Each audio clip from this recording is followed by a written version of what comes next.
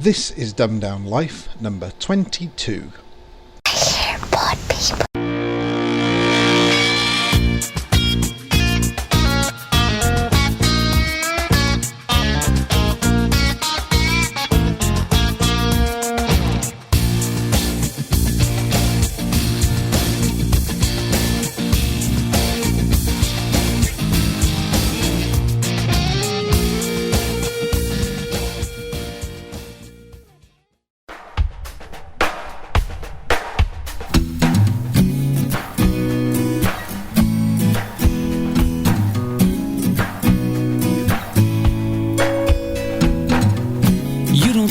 When they love you, you only notice when they don't. The world's alive outside your window, but inside you feel like a ghost. You hide away inside your music, it makes you feel like you can fly. But when the song has finally ended, you're still left wondering why. You were born with a broken heart.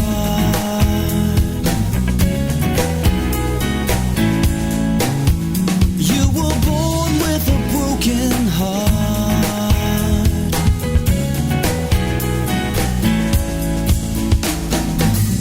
You hold it in when you're surrounded, and let it out when you're alone. Whisper to yourself tomorrow, but will tomorrow ever come? They really love you when you're 10 rows away. Everybody is your friend. Then you return to your apartment and stare at the TV alone. You were born with a broken heart.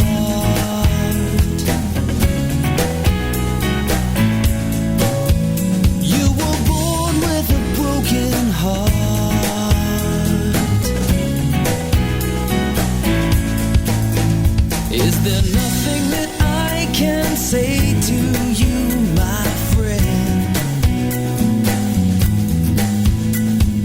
You'll never break, but sometimes, baby, you're going to have to bend. I try to catch you in a moment, between your ups and when you're down. The words are short or left unspoken, and stand for nothing when you're not around. You were born with a broken heart.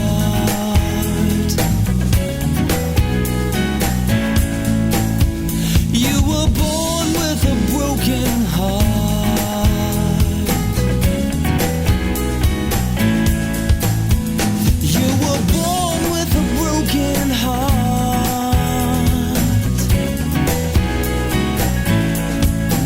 Yeah, you were born with a broken heart.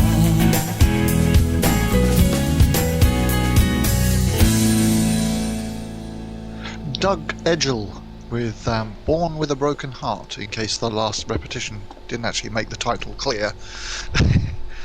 Good evening, Lance. Good evening, Darren. What do you mean last repetition? Well, if you were listening to the music as I was, at the end he said Born with a Broken Heart about maybe 6-7 times. Ah, right, yes, really. Okay, yeah, I'll shut up. I'll get my coat. Not quite in the army now from status quo, but you know, it was still a little bit repetitious. Dead Ringer for Love. Dead Ringer for Love is another good one. Yeah. About 10 minutes worth. Now, my topic that I'm going to start with is one that I actually put something about in my live journal this week, but I thought I'd discuss it here as well, because it's a bit of a discussion topic on the whole Good Samaritan subject, really.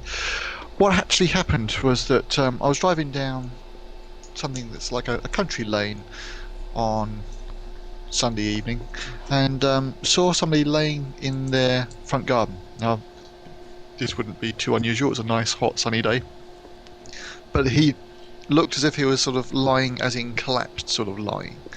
So I sort of drove past to start with, looked in the mirror, still the guy didn't seem to have moved, so I pulled over, stuck the hazard lights on, and went over to see what was going on.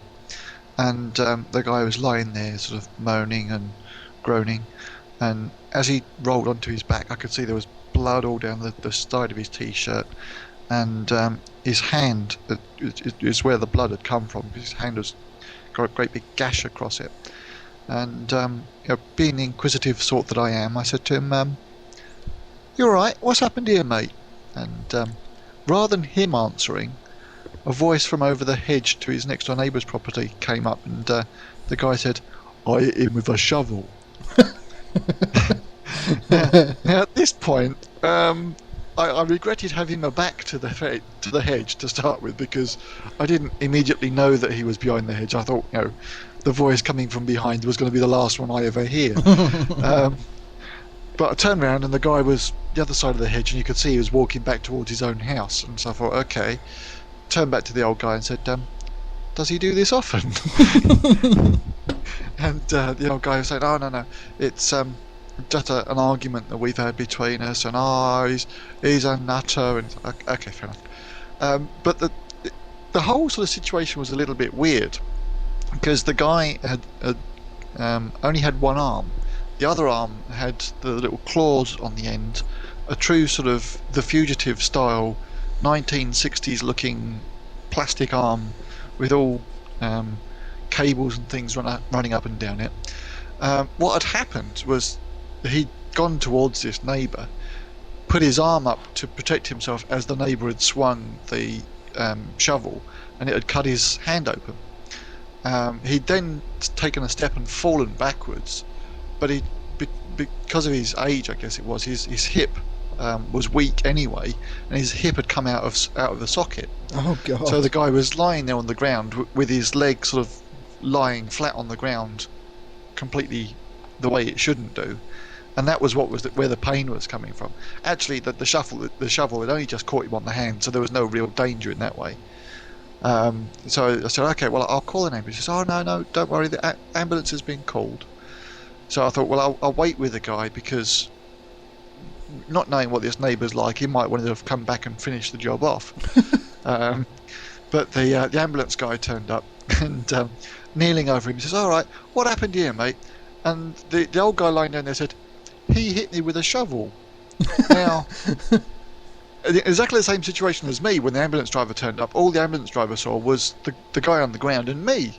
So when the old guy's saying, "He hit me with a shovel," you could just see sort of the brain of the ambulance driver going, "Is this guy sat next to me a mad shovel-wielding maniac that I should be aware of?" And I said, "No, it was his neighbour, not me. I just saw," and you could see the relief appear on his face. Oh, okay. But so I just sort of thinking, how would you have reacted to seeing something like that? Would you simply drive past thinking it was a scarecrow, I didn't really see it, whistle to yourself, or would you have to be inquisitive and pull over as well? I've got to say I'd probably just drive on to my shame. I probably wouldn't want to get involved. So I didn't think there was anything to get involved with. I thought the guy had a heart attack while doing his lawn or something. I didn't think that he'd been attacked. And if I had seen somebody else by him, I possibly would have driven past thinking, well, there's somebody else there, they can look after it. Even if he's despite a shovel-wielding maniac. Yeah, exactly. But it's just sort of, if I'd seen somebody else there, then I would almost certainly have driven on. But seeing as the guy was lying there by himself, I really thought I was going to be in for sort of trying to remember what this CPR lark was all about. Yeah, probably if he was on his own, then probably I might well have stopped. But I was looking for things like, okay, as I'm walking up to him, I'm looking, is there a lead to a lawnmower that's leading up to him, and perhaps it's got a faulty wire and he's electrocuted himself? No. Is there a tree hanging over the top that he was trying to prune and cut the branch that he was trying to prune? No. How on earth did he get lying in the middle of this pavement here? Perhaps he was walking along the road and got hit by a car. No, it turns out next door neighbour's hit him with a shovel. Yeah. I suppose it's the first thought that goes through your head, is it? Right, where's the neighbour? Exactly. Yeah. Oh dear. Yeah, no, I don't know. That kind of thing's never really happened to me. So That happens to me all the time, yeah. So I don't really know how I'd react until it's one of those things, isn't it? You don't know how you're going to react until you're into that situation. Yeah. Well, the other one that I posted last week was about the old couple who were trying to tow a car when the rope broke. That's and right. The Yeah. poor couple, they had no idea of how they were ever going to get these two cars close enough to tie the rope on again. It's like, move either one. You know, the rope doesn't have to be the length that you've stopped at. And that one, somebody had previously stopped to try and help them and had wrapped the plastic tow rope around the exhaust system, which was why it had burnt out the second time. It's like, Oh God, you're a regular little Boy Scout, aren't you? Which is not bad, considering I was never a regular Boy Scout. And I or was. A Cub or Brownie or anything, yeah. Yeah, no, I was. And yeah, probably to my shame, I wouldn't want to get too involved in things like that because, well, it's responsibility and stuff, isn't it? And I don't do responsibility.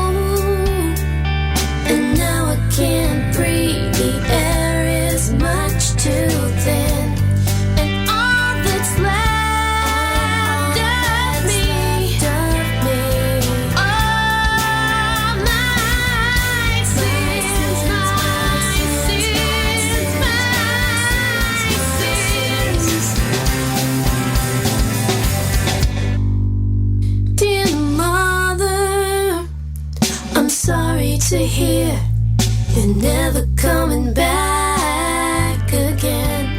And Daddy just took it too hard and put a bullet through his head. But I'll see you on the other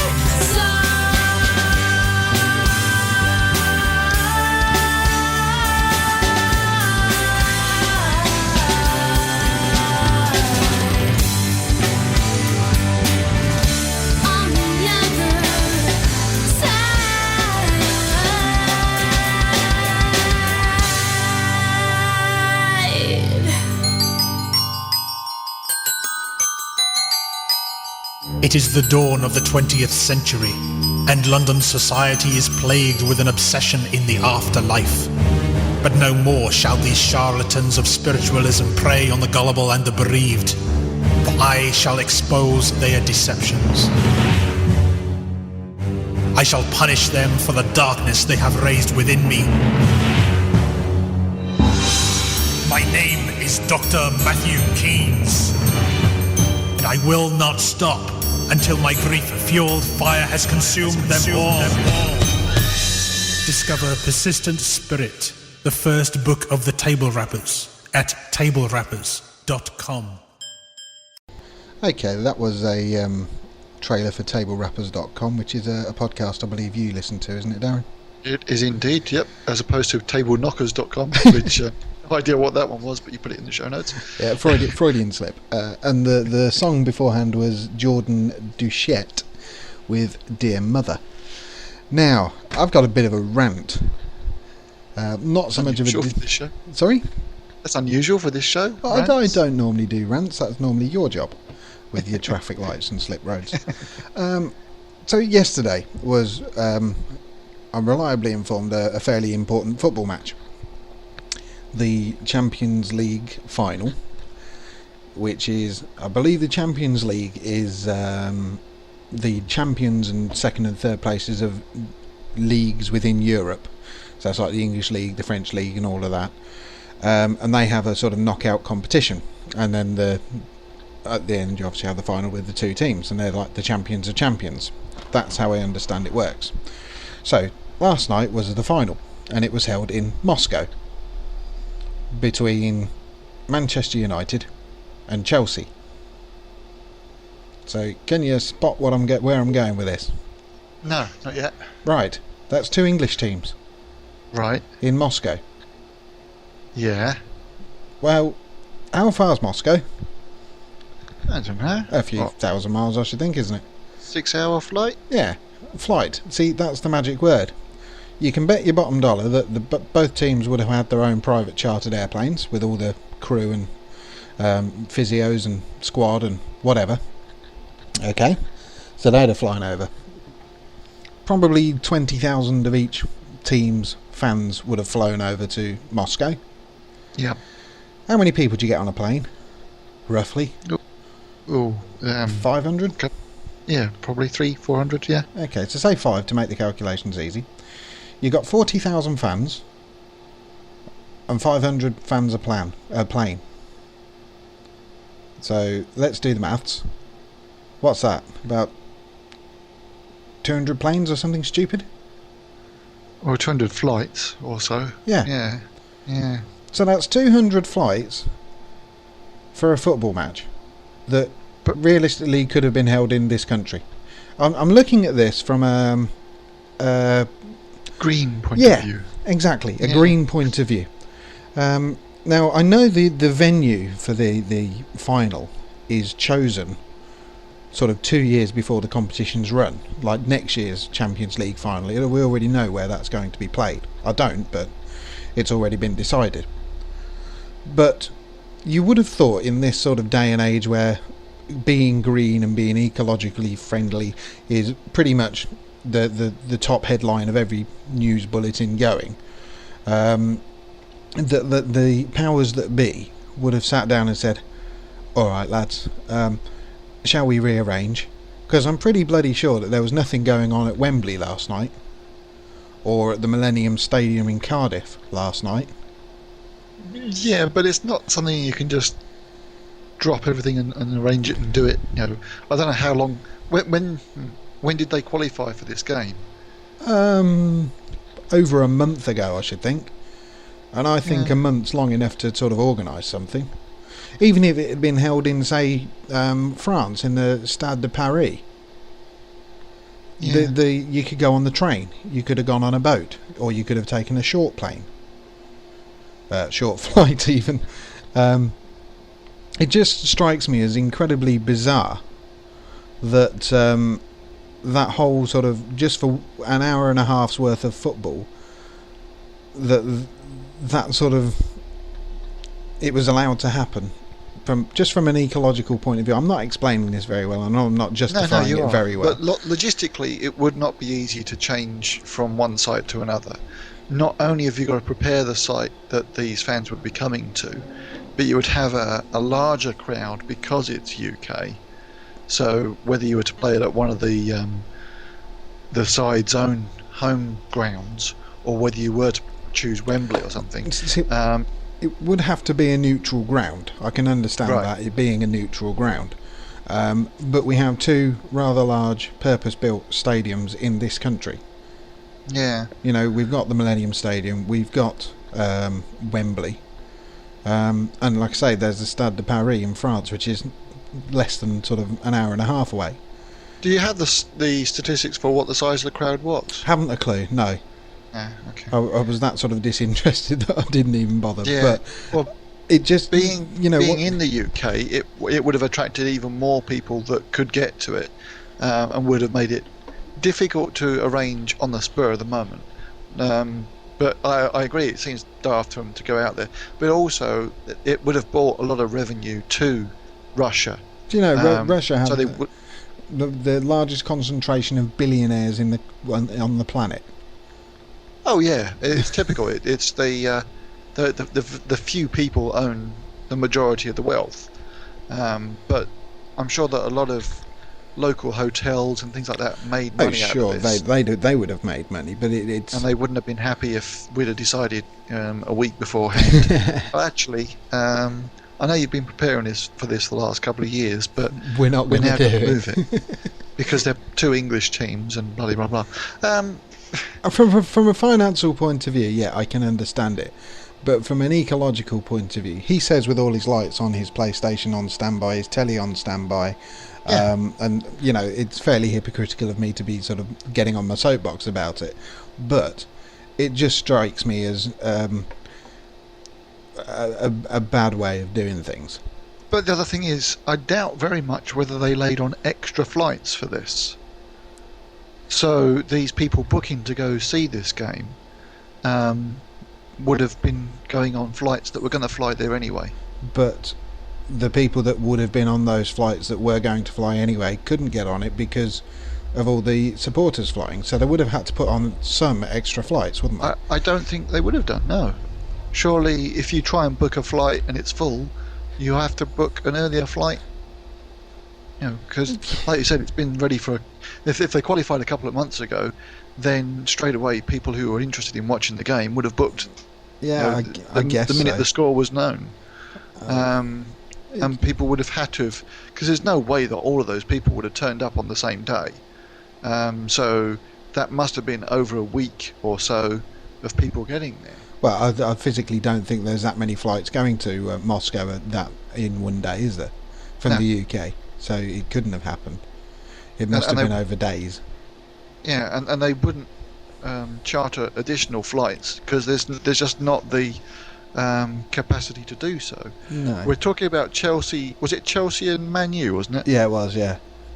So you've got flights from Heathrow, you've got flights from Manchester,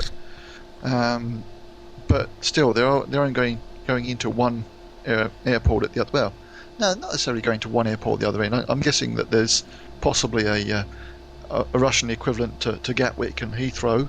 So you know we could possibly get several thousand people per day, but I doubt whether all of them turned up at once. It wasn't additional. Wouldn't have been additional flights. Nothing more than normal. So, is it such a big impact? Probably not.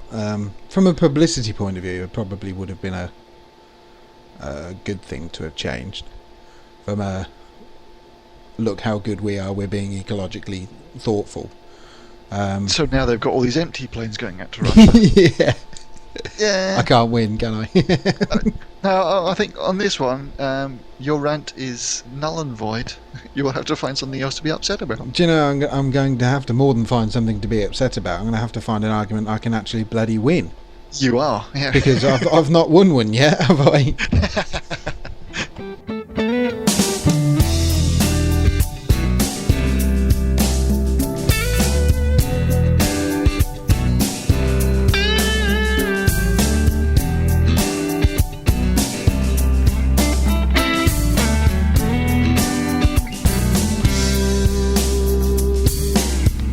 Tell me now, how's it gonna be? Only you can make it right, you see. I believed in your mystery.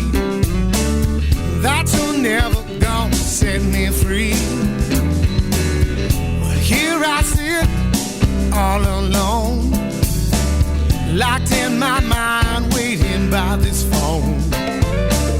Nowhere to run, nowhere to hide. Feelings for you that kill my pride. Say how long that you're gonna need to get strong. I give you everything you want and everything that I need. I'm holding out for love.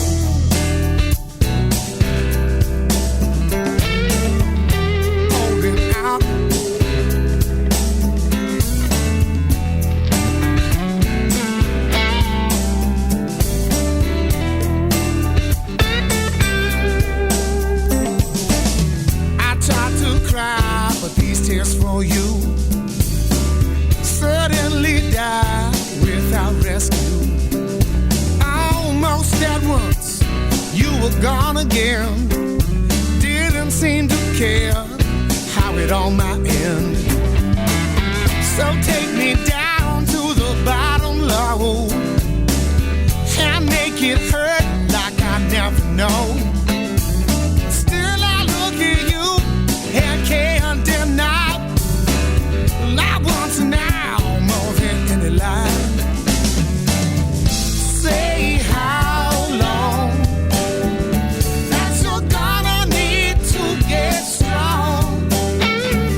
I give you everything you want and everything that I need.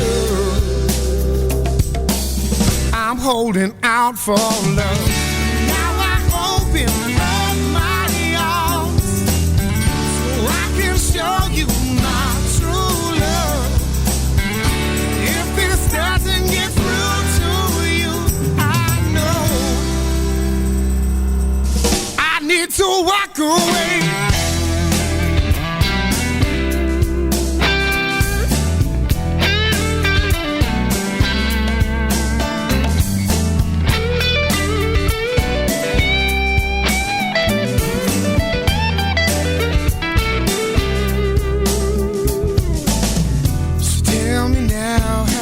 Gonna be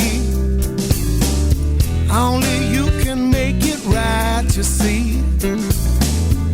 I believe in your mystery, that you're never gonna set me free. Say how long that you're gonna need to get strong. I give you everything you want. Everything that I need, I'm holding out for love. I'm holding out, baby. I'm holding out for love.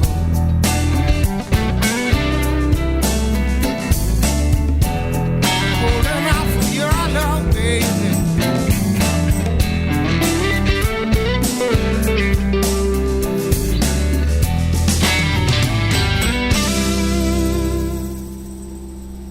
That was Mike Zito with Holding Out for Love.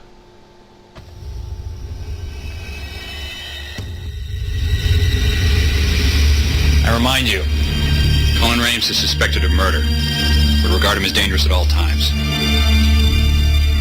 Any questions? Ask now. 1 minute, Detective Sam Tyler was on the verge of solving an unspeakable crime. The next,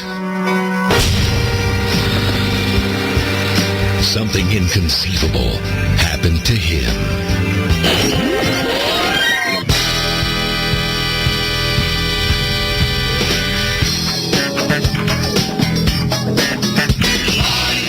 Welcome back to 1972.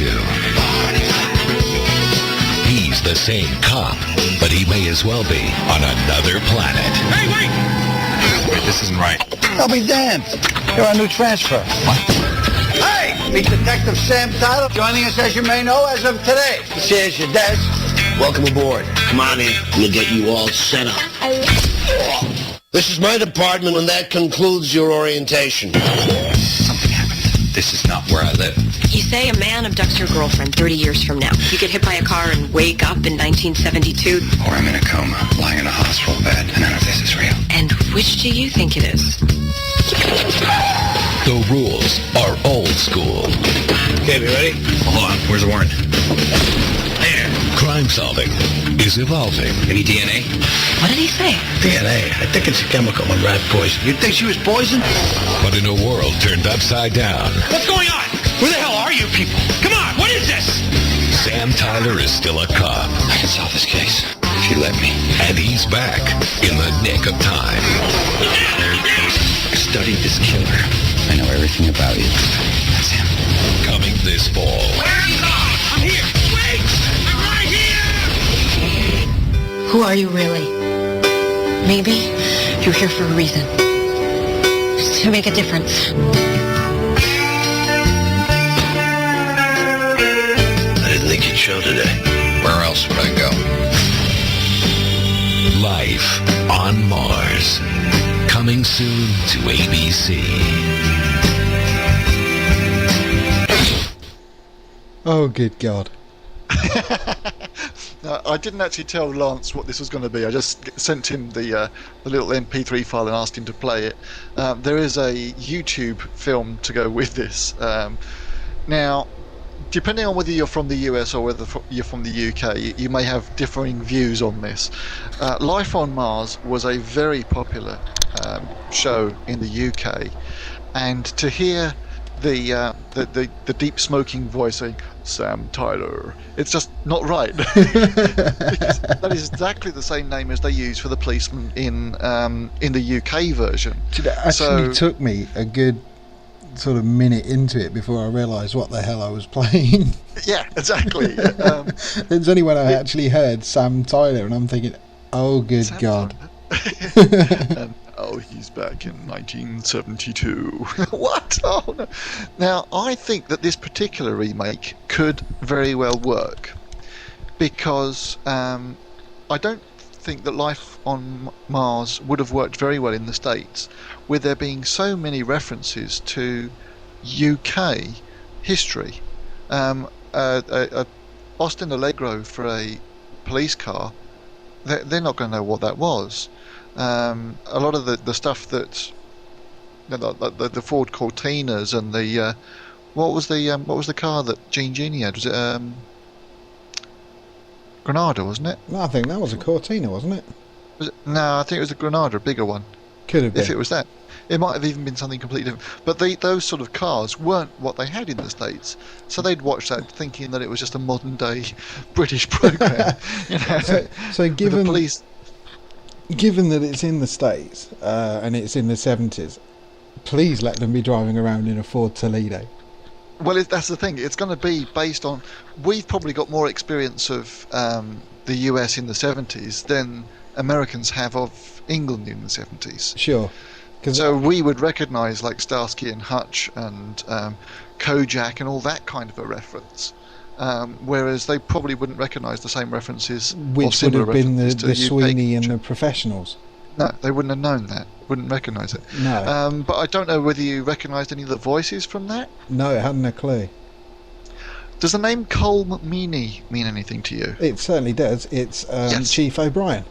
Chief O'Brien. Chief O'Brien will be playing the Gene Genie character. Oh, really? I can see that actually. He was in a film, Layer Cake. Oh, right. And he played a fairly nasty character in Layer Cake. So yeah, I can see him being sort of the rough and ready kind of guy, actually. Yeah. But I don't know whether it's going to be called the Gene Genie or not. But so I've seen as much of it now as you've just heard. So, but there have been a whole bunch of other remakes that have either been successful or failed. Who was it that I think Dave just mentioned in here? One about Cracker. The remake of Cracker called Fitz. I can't say I've heard of that one. Have you heard of that one? Yeah, it's Robbie Coltrane as the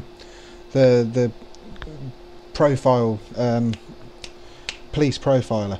No, I know Cracker, but was Fitz also played by Robbie Coltrane? Oh, no, that I don't know. I didn't even know it had gone over to the US, but from what Dave's put, it sounds like it was in the US first and came over here.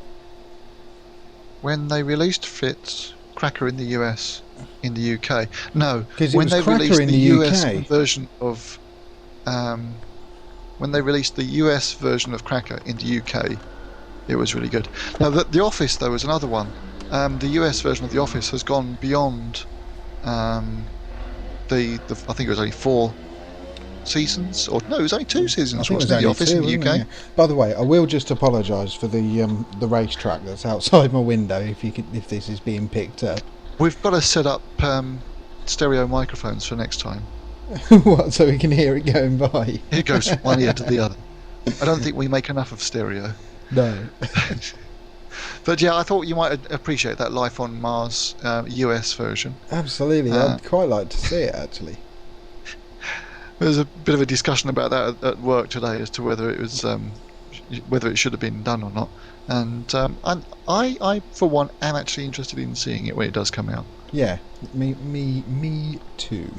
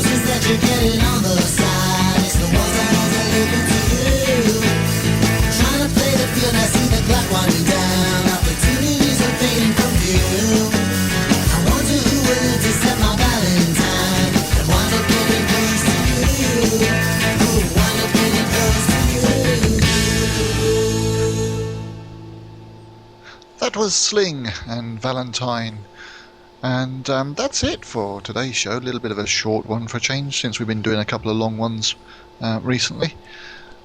If you need to contact us, or if you need to, if you want to, if you'd like to, if you have an opinion that you'd like to air, you can telephone our recording voice line on 07092 274 759.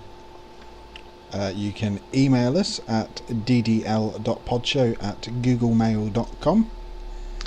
The website, which again, we should have done something about the website. We were fighting for topics on what to talk about this week, and we didn't think about the website. Again, the website, which desperately needs people to go look at it, because we've done a lot of work, is www.dumbeddownlife.com. Next week, I promise we'll do it next week. Put it in notes so we remember to do it. Yeah, I'll do it once I've uploaded it. And if you want to follow us on Twitter, our username is dumbeddownlife. Thank you to everybody who listened live today. Dave. Thanks, Dave. And we'll let everybody know if we are recording live again next week or not. Are we done? We're done. We're done. God, it sounded so professional up until that point, didn't it? It did, didn't it? Yeah.